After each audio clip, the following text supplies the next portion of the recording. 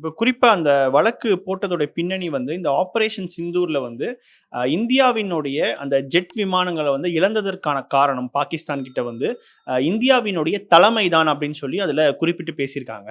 அந்த ஜெட் வந்து நம்ம வந்து இழந்தோம் அப்படின்றது இன்னும் இந்திய அரசாங்கமே வந்து இன்னும் அதிகாரப்பூர்வமா சொல்லாத விஷயத்துல, அவங்க இப்படி ஒரு பதிவு செஞ்சது இந்த வழக்குல வந்து ஒரு நியாயம் கற்பிக்கும் விதமா சொல்றாங்க. இது எப்படி பார்க்குறீங்க சார்? இதே கருத்த வந்து பாகிஸ்தான்ல இருக்கவங்க கூட சொல்லுவாங்க. பாகிஸ்தான்ல அவங்க அமைச்சரவையிலயோ, இல்ல அதிகாரத்தில இருக்கிறவங்களோ, இல்ல வேற இந்தியாவுக்கு பிடிக்காத மக்கள் கூட சொல்லுவாங்க. இப்ப அவர்கள் மீது கூட நீங்க போயிட்டு இந்த மாரி தேச விரோத சட்டம் போட முடியுமா? அதாவது விமானம் தொலைஞ்சுதா? இல்லையா? அப்படின்னு சொல்றவங்க இங்க இருக்கிற பத்திரிகையாளர்கள். இருக்கு, இல்ல. இது பொய்.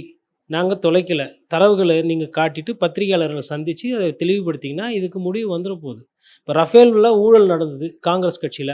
அப்பவுமே இதே இந்து பத்திரிகையில இருக்கிறவங்கலாம் ஒரு சில பேர் அத பத்தி பேசியிருக்கிறாங்க. இதே இந்து பத்திரிகை நெறைய ஊழல்கள கடந்த காலத்தில கொண்டு வந்திருக்கு.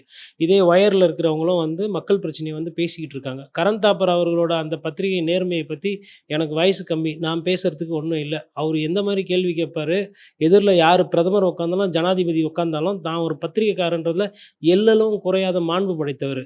அந்த மாரி ஆட்கள் வந்துட்டு இப்ப என்ன பேசிட்டாங்க? இப்ப ஆப்பரேஷன் சிந்தூர் நீங்க சொல்றீங்க, அது கவர்மெண்ட்டோட சக்சஸ்ன்னு. எதனால ஆப்பரேஷன் சிந்தூர் வந்துச்சு? அது வர்றதுக்கு காரணம் என்ன? ஒரு ஒரு போர் சூழல் வர்றதுக்கு காரணம் என்ன? அப்ப நீங்க எதையோ கோட்ட விட்டுருக்கீங்க. உங்க மேல சந்தேகம் இருக்குன்ற அந்த ஒரு நியாயமான விஷயத்த வச்சிருக்காங்க. அவங்க வந்து இந்திய ராணுவத்தையோ எங்கேயோ கொச்சப்படுத்தல.